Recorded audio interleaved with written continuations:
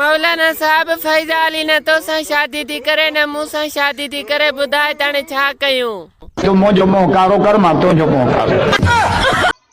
अदा नालो छा थी? एंग्रो यूरिया।